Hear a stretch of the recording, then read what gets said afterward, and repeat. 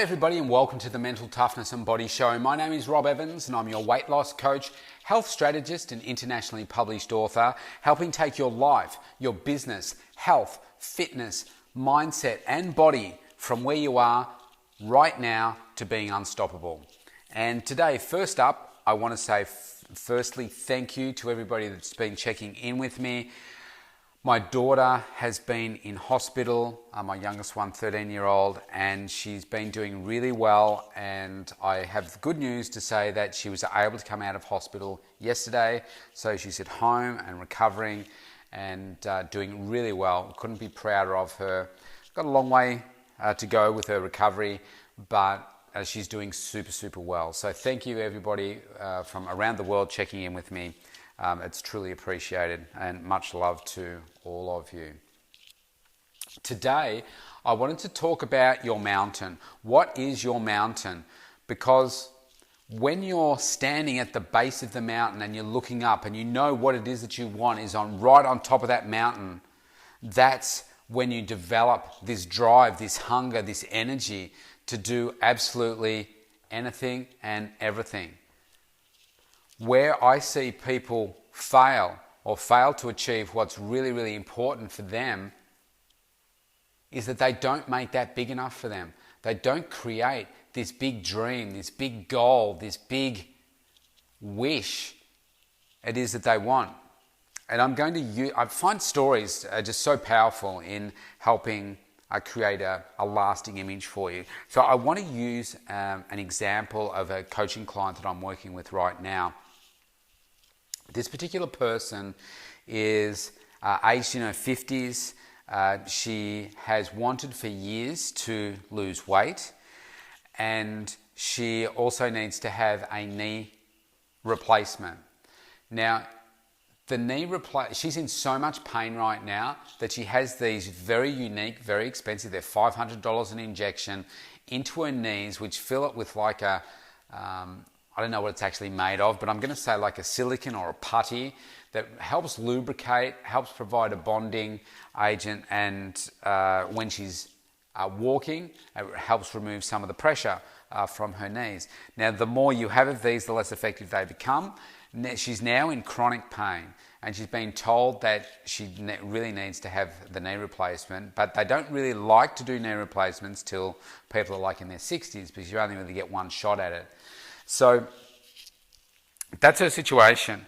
Now, she is morbidly obese. So to give you some idea, that's 50 kilos above her weight. Well, it's actually 54 kilos above where she needs to be at a safe, normal, healthy BMI. She's in her 50s. She's been wanting to lose weight for years. She needs a knee replacement. She's just been told that she could have the knee replacement in 6 to 8 weeks. She's known for years that really she needs to lose weight to take pressure off her knees before she has the surgery. The surgeon has said, look, I'd really like you, I could do the surgery in 6 to 8 weeks, but I'd really like you to lose about 10 kilos by then. Now, she doesn't have private health insurance to cover the knee replacement, which is going to cost about $30,000.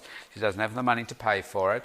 So she's going on a waiting, she has the health insurance here in Australia. She has a 12-month waiting period for that to kick in so she can then have the surgery. So over the 12 months, she could lose 50 kilos, pretty much all the weight that she has dreamt of doing. But on the other hand, she knows that the surgeon would do the surgery in 6 to 8 weeks. And if she lost 10 kilos, that would be great. But if she didn't, he'd probably still do the surgery anyway. So in her mind, there's this issue of, well, yes, I could achieve the change, and yes, that's what I really want to achieve, but I could also wait 12 months, achieve nothing. He could do the surgery anyway, I lose nothing, and I'd like to lose no weight. I can then be pain-free on my knees, still be unhappy with where I am, but the knee surgery and the pain that I'm in is not going to drive me. Do you see what I'm talking about? This is her dilemma. And I said to her, the problem is you do not have a big enough goal. And I said, you're at the foot of the mountain, looking up. What is that on top of the mountain that's really important? So I said, it all comes down to the motivation, the drive within you to start climbing the mountain. So I said, I guarantee you this, if I told you that in 52 weeks, if you do not achieve whatever it is, that I will kill your children, don't you think that's going to incentivize you? Or your children will die if you don't do that? And she said, yeah, absolutely. So I said, that is the type of hunger that you need to create within yourself. You would do anything for your kids, so why won't you do it for yourself? And this is a strength and a weakness of mums. Okay? Women think about things differently to men, that's for sure. Men can be more selfish naturally and more, if they're going for a goal, they'll sacrifice a whole bunch of things before a woman would. Because the women, family's everything. Men can say, well, yeah, that's important, but this is more important right now. So it's a strength and a weakness for women. God love you. So I've said to her, you need to create what it is that you want. You want the weight loss. So if that's at the top of the mountain, what's going to get you started? Why you want to get there is the important part. And yes, if you go back and listen to some of the early episodes, you'll hear me talk about this, but it comes up time and time again because so many people aren't doing it. Now, where's the evidence of this? We have a global issue with obesity. COVID has made people get fatter, more unhealthy, rather than the other way around. So we're clearly not focusing on this. Now you're listening to this right now, so I know that you're in the top 1%, but maybe you just don't have the level of health and wellness that you want right now. And you say, well, okay, yeah, I'm in the top 1% of the field of what I do and the business that I run and the things that I'm really passionate about. But I want you to get really passionate about your health and fitness now and say, well, how do I get into the top 1% for my age in my health and fitness? How do I do that? Well, it starts from creating that big dream at the top of the mountain. The problem is for a lot of people, they don't create a mountain, they create a little hill. And because the hill is not very high, they say, well, if I get there, it'd be nice, but if I don't, it doesn't matter. And that's what most people do with their health and wellness. They're just not creating a challenging enough goal or no goal at all and just think, yeah, well, I'm doing the right thing. You would never start a business that way. You would never run your business that way. And say, well, if I achieve it, so be it. If I don't, yeah, well, doesn't matter. No, you would say, this is absolutely crucial for me. I absolutely must do this, and this is why I must do it. And I can tell you when it comes to my business, it probably took me 7 to 8 years to say, you've got to stop this line of thinking that you've got. Stop having the limiting beliefs. Stop crying poor and saying, well, this is someone else's fault that you're now in this situation and you have to work your butt off harder than you've ever worked before. This is all part of your journey to become the best version of you. And you talk a big game about wanting to run this successful business empire and do all these things, but you're not doing the things that are required to do it. So stop talking about those things and just start doing the things. Don't start, keep thinking about them. Start doing them. And when I did that, that's when things started to change for me. And yeah, does it change just like that? No, it's not like you go from being unsuccessful one day and being incredibly successful the next. It builds over time. And I think this is one of the challenges when it comes to anything that we want to be top 1% in our life. It's not going to happen just like that. And maybe you'll hear a success story in the particular field that you want to get better at and you say, wow, that looks like that person has been successful overnight. I guarantee you this, they are not just successful overnight. Maybe what has happened is they have been working their guts out for years and years and years, and then a few things have lined up and the right type of coaching and getting some things right consistently has then gone boom. It's really helped explode their business. For me, I've found anything that I've worked at in life has become a real chore for me. It's been really hard. There's been no easy ways. There's nothing where I've said, wow, I'm going to start working out and boom, I'm going to get the body that I want. It's hard for me.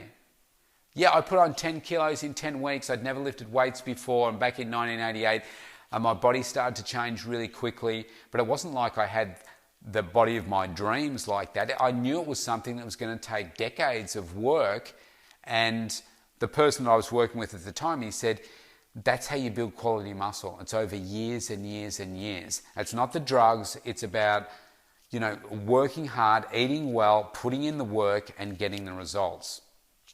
And that's like anything in life. The harder you work more consistently, the more things that come your way will be like, oh, boom. It looks maybe to others, wow, look how successful you've been.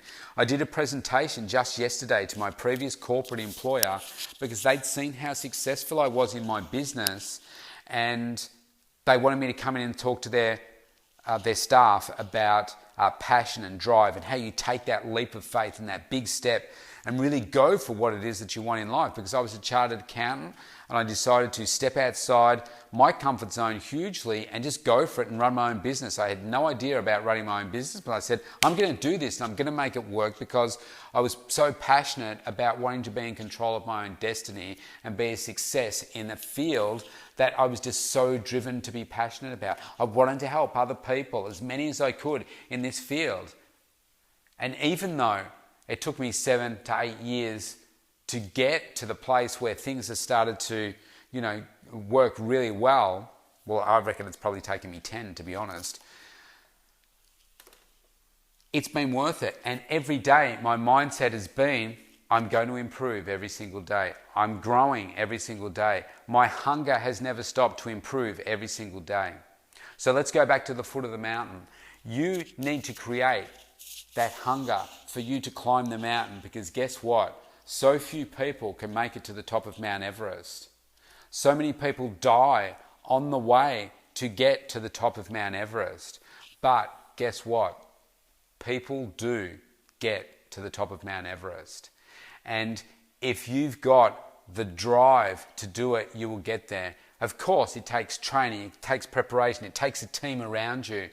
But what is the hardest part of climbing Mount Everest? It's not the physicality, it's not the oxygen deprivation, it's your mindset to believe that you can do it. And creating a massive why as to why you want to get to the top of Mount Everest. The trouble is, most people don't create that within themselves. So, what is it for you? What is it that you want? This lady, it's 50 kilos. That's at the top of her mountain. Her homework and her hardest part, which she's never been able to connect with, because she's wanted to lose weight for probably a couple of decades, but she's in her 50s now. She needs to create a huge why as to why she's going to start climbing that mountain. And when the oxygen deprivation kicks in, she needs to realize that, yeah, there's the oxygen tank, strap it on and keep climbing, no matter how hard it gets, no matter how much it burns, no matter how much it hurts, no matter how tired you are, no matter what comes your way. You're on the mountain, it's the storms, it's the rain, it's the snow, it's whatever it is, the winds. That's like life, isn't it? All of those things coming at you, they just maybe don't look like that. There's COVID, there's sick children, there's people in hospital, there's deaths, there's people ripping you off in your company, there's social media haters, there's whatever.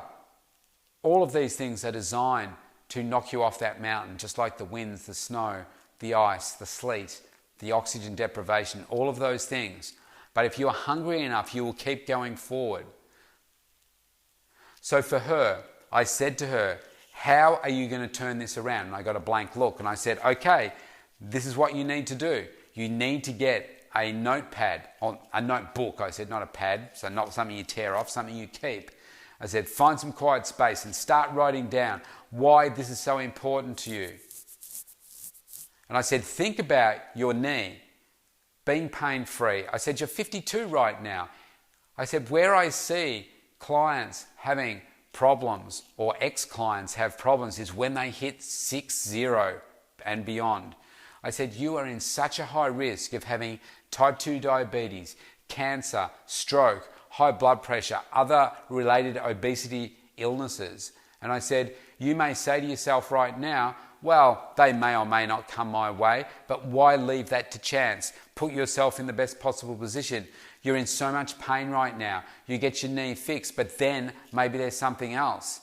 You're still putting a lot of strain on your knee and on your heart and your other organs. You need to fix this. You don't have health issues right now, but you may, and you're in a high risk category. Use that as fuel.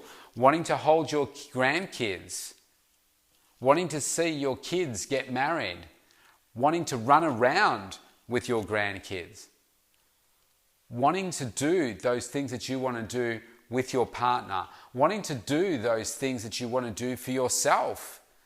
Think about all of those things. What are the opportunities for you that exist that you can't do right now? Why do you need to change right now? What's it going to cost you if you don't change right now? And start doing that. I said, I've worked with clients that have lost 52 kilos in 52 weeks by consistently doing the right things. And I said, I know you can do this. And she says, I know, I've done it before. So I said, write that down. Go back to that place in your mind and say, why did you change then? How much did you lose? What drove you to lose that? Not how you did it. I want to understand what drove you to be motivated to do it.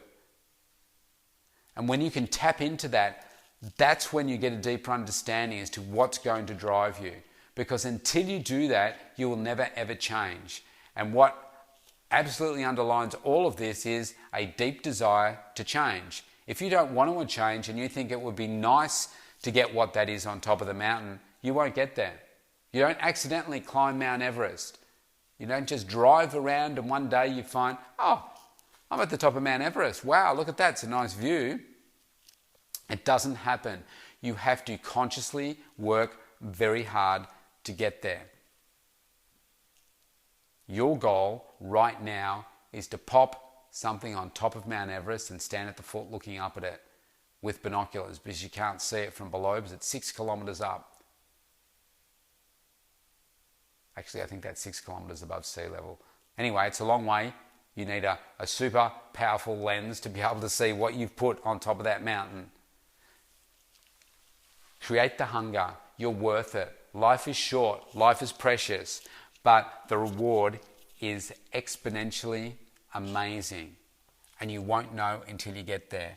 And here's the other beautiful gift. Yes, we're talking about standing at the bottom looking up. But what's the best part? Who you become by taking the journey to start with. And that is where the gold lies. And you don't realize that till you get to the top and you say, wow, it's fantastic to be at the top. But look at who I was and what I became in climbing that mountain. That's the true gift of life. Stay safe, everybody. Stay well. If you want to connect with me, go to thementaltoughnessandbodyshow.com and opt in for that free consultation. I want to connect with more people. Let's make a difference. We're better together. See you tomorrow.